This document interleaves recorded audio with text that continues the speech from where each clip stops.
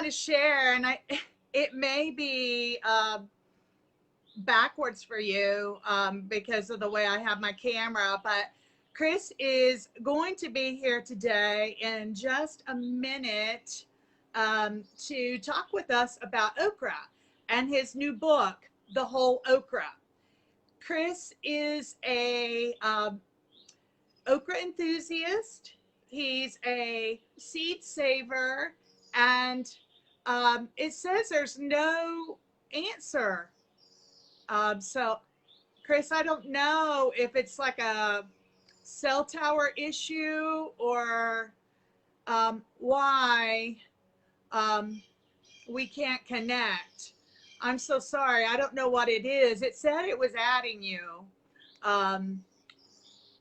But Chris is the author of this book, and he's also a professional.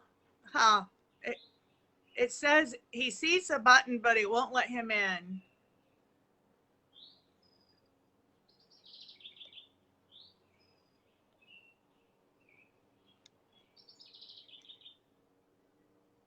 Okay, now will it let you in?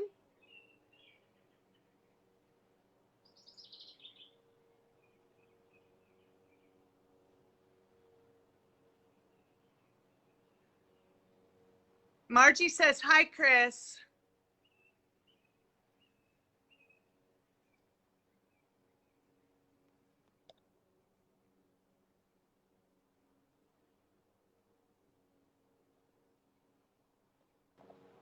I'm here. Oh, there you are. Hi, Chris. I'm so glad you got here. I'm so sorry. It was technical difficulties, but I was trying to introduce you, and I was so flustered. So, you know, that's okay. We can start. We can turn over the okra.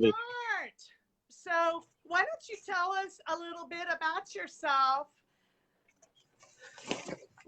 I'm going back to my little studio. Oh, good. Your okra studio. Yeah. Everybody loves Chris. Hey, everyone. Sorry about the technical. A little bit about myself. I'm not American, and I'm not from the South. I grew up in England, where we don't eat much okra. So I'm a kind of a strange person to have written a book on okra.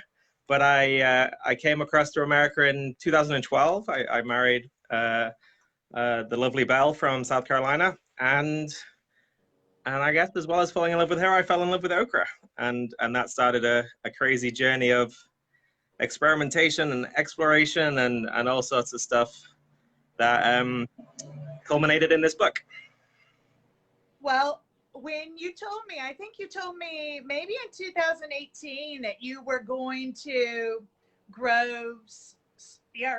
a book on okra, and I was wondering, what could you write in a whole book? But I was really surprised, and I learned so much about your, okra and the history of okra, and what you can do with okra, how you can fix okra. I'm going to tell you what Margie said. She's growing okra in her garden. So, good job, Margie. Yeah. The thing with the okra is there's it's so quickly written off as a vegetable that people just don't like, and I think there's a lot of stereotypical baggage that comes from American, and I didn't have any of that because I didn't grow up with all my friends telling me it was slimy or whatever happens in the average American household when they decide they hate okra. I didn't experience that at all because I didn't experience okra. So I was able to like approach it with just like totally fresh, unpolluted eyes, and I saw it maybe in a way that many people don't. And there was more than enough information out there about different ways to use it and different cultural practices. You know, it's grown all across the tropical world, and there's lots of cuisines that go along with that. But also some of the, you can eat the leaves and the flowers, and the seeds can be pressed for an oil. There's just like, I just kept digging and expecting to get to the bottom of the okra hole, and it just kept going. There was just more and more stuff to discover about this plant that I really truly think is an amazing plant. Yeah. I mean, I had no idea that you could eat the leaves and the flowers. I mean, I knew you could eat the pods. And when I bumped into you one day, you were telling me, you know, that you were looking for the nutrition content of the flowers and the leaves. And I was just thinking, you could eat that? I had no idea.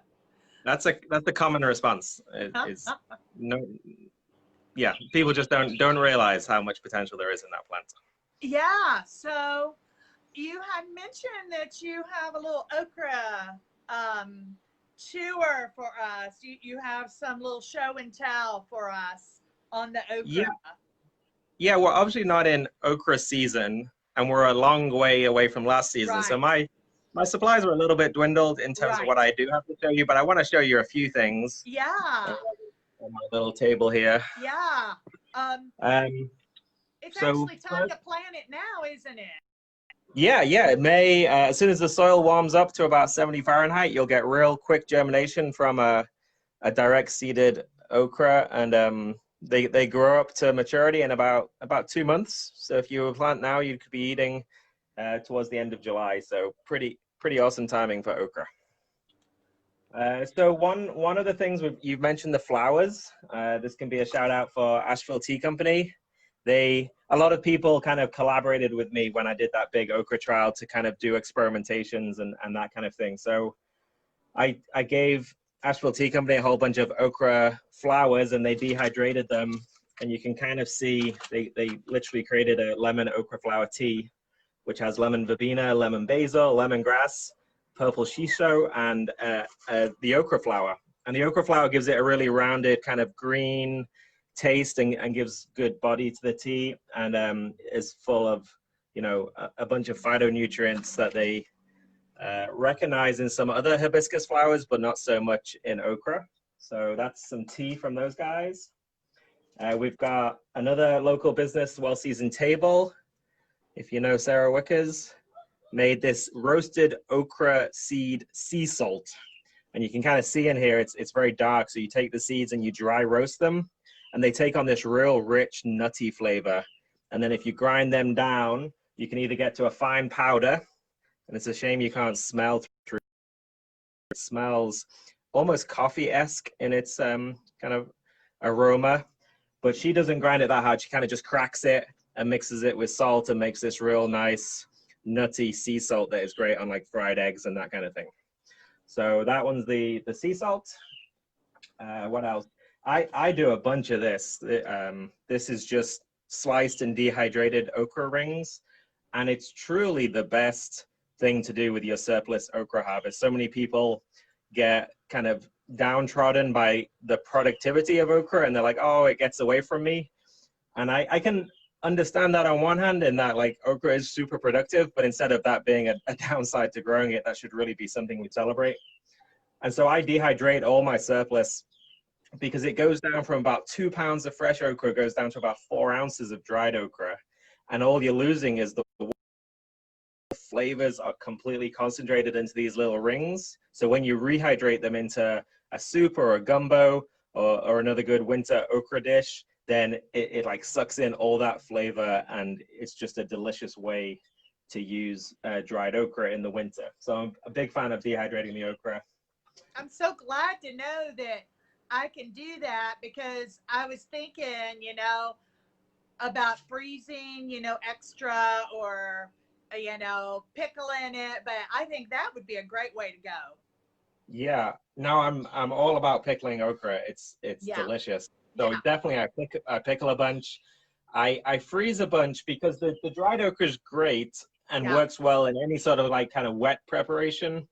It's not so much suitable, like you wouldn't want to rehydrate it and then roast it. It's not going to get back to its kind of fresh, crunchy vegetable so much. But the frozen okra, if you like pre-slice that and then freeze it, you can pull that out of the freezer frozen and throw it on a baking sheet with some oil and some salt and just roast it. And you can barely tell that it's frozen versus fresh. It's a really great way to use it for that dish. So I kind of I preserve it in a whole bunch of different ways based on the preparation that I'm gonna use it for. But a handful of these okra rings in like literally any soup you're making really just adds a little bit of summer in your winter diet. So that's kind of fun. So I've got lots of different. I'm a seed saver, so I save seeds from all the varieties I grow, and I think the pods are quite beautiful. So most of them get split up, and I take the seeds out, but I always keep some of them around. There's, that's a short, stubby one. This is a long one. Wow. So yeah, and you kind of get to see some of the coloration differences.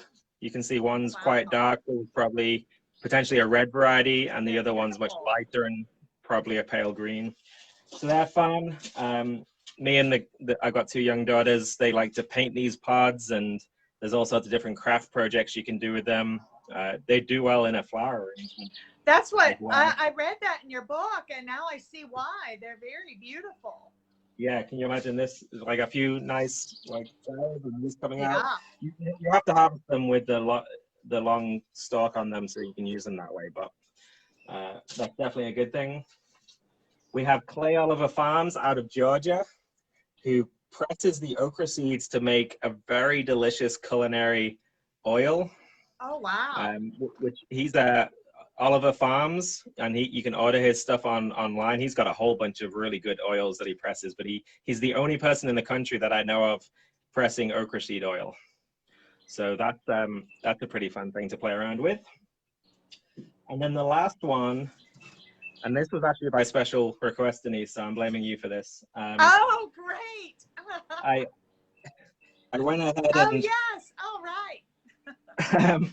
So you go into the supermarket and you see those aloe drinks that are really expensive. Yeah. And then and you could probably speak more to this as a dietitian, but I always think of drinking those kind of more mucilaginous drinks like the chia seeds and the aloe as a kind of like an internal cleansing moisturizer. Well, okra does exactly the same thing. And so when you get those big pods that are kind of slightly overgrown, you can dry them down, or if it's in the summer, you can just use them fresh. And Bella and I started doing this last year. You just steep them all in the water, and it effectively makes the water go mucilaginous. Now, mucilaginous isn't a great word, so I think of it's water with personality. That's what I think. Right, thickening. Yeah. Or gel. Gel's a good word. Yeah, gel's a better word. Yeah. So I do that, and I only did this about 30 minutes ago, so it's not that thick. When I do this in okra season, I tend to put the pods in the night before and then I drink too much coffee, so I like to try and trick myself into being allowed to drink all that coffee by drinking something healthy before I drink all the coffee. So first thing in the morning, I can drink a pint of this and feel good about myself before drinking all the coffee. And so you don't have to heat it. You just put it in lukewarm water. Like straight up tap water. Yeah. We're on a well here. I would much rather try that than the aloe or even the seeds, the chia seeds. I'm not big on drinking the seeds, although I will eat the seeds. So I'm going to be doing some of this now. And I'm so glad you shared it. That was really exciting to learn about that. Yeah. Really, really passive and easy to make. And obviously, if anyone's grown okra, they know that it's so productive that using a few pods to make this drink is really easy and affordable and healthy. So you can see the slight coloration there. You don't always get that coloration with the fresh pods. These dry pods do that. Really, really easy to drink. And it doesn't have that much flavor, really. People kind of like but you can flavor it. You could flavor it, yeah. Add some put a few sprigs of mint in there. Yeah. A blueberry okra beverage. Yeah, that would be good. Or you could use this. You could use this water in your smoothie instead of water in your smoothie, and then you wouldn't even know that it was okra water, but it's got all that kind of infused goodness in it. So yeah, it's very flavorless and odorless, but it's just got a little bit it's a little bit thicker than water, and so it's not bad to drink at all. okra is thicker than water, right? Okra is thicker than water. I had no idea that the gel portion of okra had so many GI benefits to it. And looking, at your book and learning about that, it was so awesome to learn, because when I was going to school, now this was years ago, I won't say how many years ago, but as a dietitian, we had the vitamin A vegetables and the vitamin C vegetables, which were the prized possessions, and that was way before phytonutrients and phytochemicals. And then we had a few other ones that we prized, when we would give the handout for people, to know what to eat. And then okra was over in the other group. And, learning more about okra, I found out it's one of the most powerful vegetables in terms of nutrients. Yeah, it's really good for you. It's amazing. And yeah, that promoter of the gut health is something I feel like, right. And again, I'm not a dietitian, but I feel like that's something that we need in our kind of modern diets. Right. And just rebuilding and appreciating that. Gut health is something that okra can definitely contribute to. Eating it or drinking it? Yeah, there's somebody who I spoke to at Georgia Organics Conference that they started the conversation by telling me that they ate okra every day. And that intrigued me because I was like, I eat a lot of okra, but I still don't think I eat it every day. And they freeze a lot of okra and they just put a cup of it in. They have a smoothie every morning and they put a cup of the okra in the smoothie every morning. Wow. And that's how they eat okra every day. And they were doing that for good health promotion as well. Wow, there's so many things that you can do that, I think most of us wouldn't even realize that were possible with it. And you have so many more ways in the book, that people can find out more about it. And we will actually have more on my blog next week. But I wanted to ask you, how is your favorite way to prepare okra? Oh, if you could pick a favorite way. Yeah. Well, to get us started, if we're sort of okra skeptics, but we want to be healthy and we want to give it a chance. For sure. And so this is probably the most common way I consume it because it's so quick to produce. Both my girls will eat it. And it uses a lot of okra quite effectively in the kitchen. And I grow a lot of okra, so that's kind of useful too. Yeah. In fact, anybody that's growing okra will be growing a lot of okra because it's really productive. So all I like to do is this roasted okra dish where you take the whole pods and you slice them long ways. So it's just 1 cup per pod. You can slice off the stem if you want to, but you don't actually need to. That part's edible on the younger pods and only gets really tough later down the line. But you can slice it off if you don't like it. And then I just mix that with a little bit of oil, like a high heat oil, something like a sunflower oil. And at that stage, I usually just put a little bit of salt on them. If I didn't have 2 young daughters, I would certainly make it spicier. I'd put some like cayenne on that or something. But you can season it however you want, kind of just like doing potato wedges. And I just throw that in the oven at around 400-ish Fahrenheit, maybe 425, pretty hot, so that you get this effect where it cooks quite quickly in about 30 minutes. And the outer bit goes a little bit crispy, a little bit brown, sometimes even a little bit charred is fine. But it still holds up as a vegetable. And they kind of turn into almost like crunchy okra fries that you can just fill a big bowl up in the middle of the table and let everyone help themselves. And then if you're really trying to convince an okra hater, you can make some kind of dip. Like I like doing a pesto mayonnaise dip where I'll just take mayonnaise and some pesto and mix it together. It's kind of like a cheesy. That sounds so good. Yeah, but you can do an aioli. An aioli dip would work really well as well.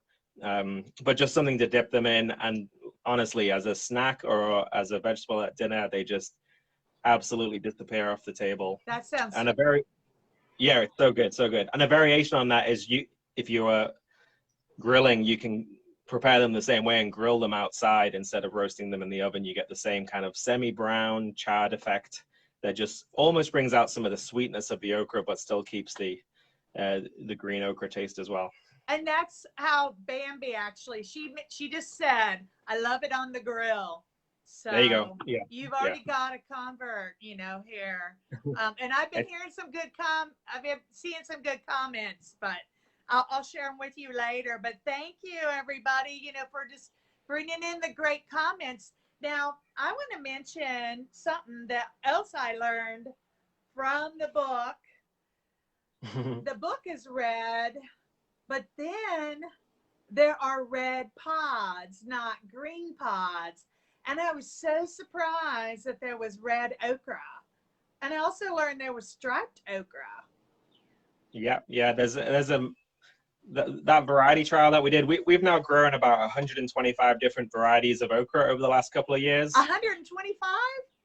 Yeah, Oh yeah, my we did gosh. 76 the first year and then about 50-ish the second year. Oh, And we got a whole bunch of new ones to go in this year. And there's beautiful diversity within okra as a species, not just the red and the green, blushed and the different size plants and shaped plants and pods and all that sort of stuff. So it's really fun to explore the varietal diversity. That's amazing. And maybe in the blog post we'll talk a little bit about your okra trial and a little bit about it, because I think I had some more questions about that. But I also, whoops, I'm dropping it. Wait a second. I had to dig this up. I tore the name off of this poor packet, but this is Aunt Hetty's red okra, and I ordered it, because when we started, staying at home and doing social distancing and not getting out, I thought, okay, we're going to grow like a victory garden, and we're going to have a bunch of our food. And one of the things that I ordered in honor of you was some okra. And, with the book, I thought, okay, how about some red okra? Because as you know, from So True Seeds, who you have partnered with and worked with, over the years, a lot of the varieties were gone, but I wanted red. I wanted this color. And I found out that Slow Food Asheville, they have a heritage food project every year, and the group is growing okra. And lo and behold, it was Aunt Hattie's okra. And I'm like, great, I'm in. So we planted our okra last week. Good job. That's perfect. That rain, it would love it. Good germination. You should have a pretty good stand fairly soon. Yeah, we planted a whole row too. So yeah. I'm excited. So the Aunt Hetty's Red, we chose the Aunt Hetty's Red for the Heritage Food Project with Slow Food Asheville because last year we did a large variety, like a culinary evaluation of the okra. We had chefs in 3 different cities taste all 48 varieties that we had in the trial. And Aunt Hetty's Red was in the top 4 finisher of like all 48 varieties in each of those 3 cities, which is pretty crazy. So it's a really, really good flavored okra. It's a Tennessee heirloom. It's a beautiful red color. There's a lot I love about that variety. So it's a good choice for you to be growing, and that's why Slow Food Asheville are spotlighting it this year. And I think if you head over to the Slow Food Asheville Facebook page, then there's probably some more information on how to get involved with that project. Oh, great. Okay. So yeah, I was going to ask how people could, learn about it, because now is the time to go ahead and put the seeds in the ground. Yeah, now is the time. So if you want to grow okra this year, it's definitely not too late. Just go ahead and get on it pretty quickly.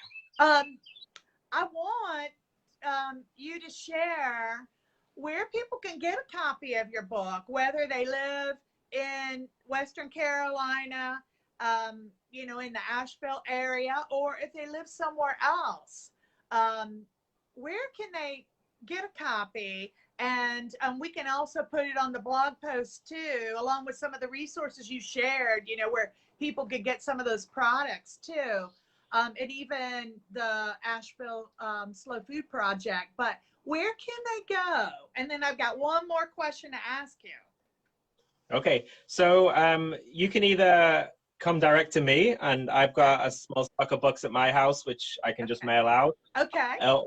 Or you can go to the So True Seed website that have been very supportive of me and my projects over the years, and they are also carrying signed copies of the book as well. Great. So that's the two ways that you can get signed copies. Outside of that, then it's available on all the, you know, Amazon and whatnot, that you can get it from those platforms too. And how can people follow you? Where can they go to follow you? I know you have a couple of websites, and you know, on social media, where can they follow you and find out more what's going on? Because I think you have 2 Instagram accounts, and you may, I know you have 2 Facebook accounts too. So tell us a little bit about that and how they differ. And then I want to ask you something about a project that you founded called the Utopian Seed Project. Yes, yeah. So me personally, I just have a Facebook page, which is just Chris Smith, and maybe we can just link to that in the comments. Yeah. And really, I just use that as a platform for sharing okra information, kind of news about okra on that. Mm-hmm. I'm much more active on my Instagram account, which is Blue and Yellow Makes. Yeah. And I largely post pictures of homesteading, gardening type stuff, and my 2 daughters. So that's my personal page, but I do have a lot of okra gardening type stuff on there. Yeah. And so that's my 2 personal social media presences. Yeah. But I also maintain the Utopian Seed Project, which is a nonprofit that I founded with the support of So True Seed. And now I'm the full-time executive director of that nonprofit. And we're kind of taking the concept of growing and exploring the wonderful diversity of okra to a whole bunch of other crops. And so at Franny's Farm in Leicester, North Carolina, we grow massive varietal diversity of a whole bunch of southern crops, southern peas, sweet potatoes. We're moving into collards. We experiment with tropical perennials like taro and turmeric and arrowroot and ube and all these other wonderful crops. So the Utopian Seed Project is a real exciting project at the moment. We're doing a lot of fun stuff. You can follow that. And again, we'll share links, but there's an Instagram account, which is Utopian Seed Project, and there's a Facebook page. We have a Patreon platform if anyone wants to support that and stay in touch in that way. So lots of ways to get in touch through the Utopian Seed Project, which is where most of my current work in developing a more diverse food system is happening. Oh, that is great. I have learned so much, and I took the time to read the entire book, so I would know what to ask you. And you're in it. It is. You're quoted. It is a great resource, and anybody that wants to learn more about food, this book is fantastic. And I know that it's been nominated for an award that we may hear about next week. Yeah, it's a finalist for the James Beard Award, and there's 3 finalists in the scholarship, history, and research category. And Wednesday we'll find out if I'm gonna stay a finalist or become a winner. Yeah. So maybe what we can do, we can maybe strive to get the blog post with maybe some additional information up. And we can do it as soon as you find out, and then we'll have like a little celebration too. That's a preemptive celebration. Yeah. Well, Awesome. Yeah, let's get it done so we can get all that information out there because it is yeah, okra season. yeah. So we're gonna put some information in the comments, and then I have a few more questions for Chris that he has, and he's working on them, and he's getting some materials together for a blog post at the Vine Ripe Nutrition site. And I think we may have the okra fry recipe up there too. We'll Perfect. type it up and have it ready, and he may have some pictures, to share with us too. Do you have anything else that you want to add? No, I think that's pretty good. I hope lots of people are ready to get excited about okra this season. As it feels like this could be okra's year. Certainly with this James Beard Award, that's very exciting. But also Slow Food Asheville's Yeah, Heritage Food Project yeah. and all that kind of stuff. So, and if we want to grow food and have this secure food system, then okra definitely has a part to play in it. So this is the year. Yeah, it's the year of okra, everybody. You can get Every year should be, but yeah, that's a different every story. year is okra year. You can, with 125 varieties, you can, grow something new every year for 125 years. And maybe you can grow many varieties in one year, but you can get his book um, from him or from So True Seed. You can get some of Aunt Hetty's seed from So True. Possibly it's still available and it hasn't got all bought out, but also maybe through Asheville Slow Food. And you can find out more about Chris on his social media platforms and also on my blog post next week. But Chris, I want to thank you so much. It's so good to see you and hear your voice. I miss you and your family, with all this social distancing. And maybe when everybody comes out, and feels like mingling, I'll see you then. And thank you so much for sharing your knowledge and your enthusiasm, for this stuff. Thanks for hosting, Denise. This has been fun, and yeah, we'll definitely have an okra party when we're allowed to mingle again. Yes, yes. Here's to okra. Thank you Here's so to much. Chris. Thank you. Bye-bye. See ya.